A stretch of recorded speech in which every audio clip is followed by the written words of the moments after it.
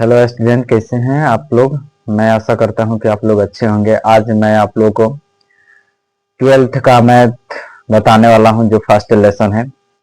पहला लेसन का नाम है रिलेशंस एंड फंक्शंस, यानी कि संबंध एवं फलन। आज मैं उसी में का जो फर्स्ट चैप्टर है, फर्स्ट लेसन है, उसका हम फार्मूला बताएंगे। पहला फार्मूला लिखा गया है यहाँ पे समतुल्य, जिसे हम रिफ्लेक्सिव कहते हैं।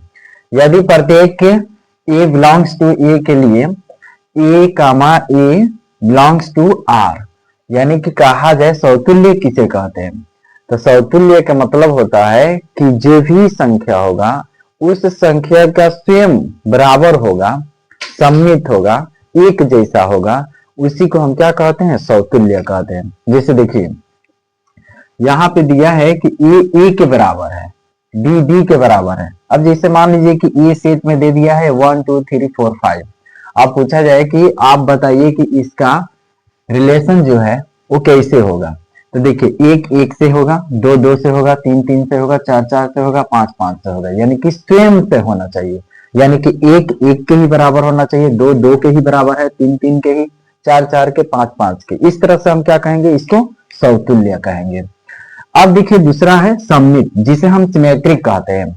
यदि समस्त a1 a2 belongs to a के लिए a1 a2 belongs to r से a2 a1 belongs to r प्राप्त हो।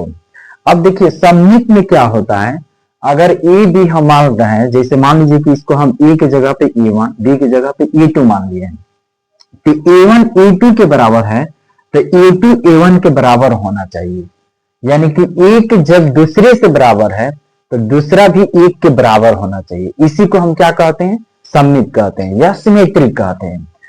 जैसे मान लीजिए कि ए सेट में दे दिया है 1 2 3, अगर मान लीजिए कि एक दो के बराबर है तो दो एक के बराबर होना चाहिए। इसी को हम क्या कहेंगे, सिमेट्रिक कहेंगे। उसी प्रकार एक तीन के बराबर है तो तीन एक के बराबर होना चाहिए। फिर उसी तरह दो तीन के बराबर है तो तीन दो के बराबर होना चाहिए। जब इस तरह से आप बनाते हैं तो उसको हम क्या कहेंगे, सिमेट्रिक कहेंगे।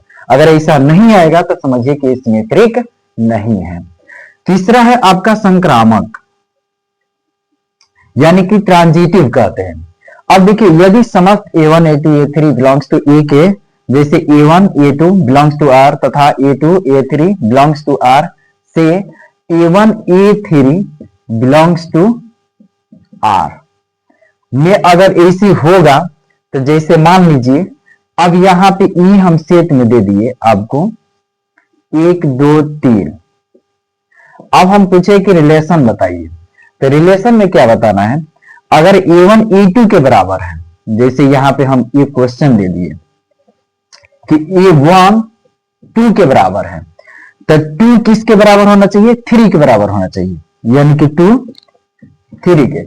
जब एक 2 के बराबर है, दो 3 के बराबर है, तो एक भी 3 से क्या होगा, बराबर ही होगा। जब इस तरह के सवाल आता है तो इसी को हम क्या कहते हैं, ट्रांजिटिव कहते हैं या संक्रामक कहते हैं।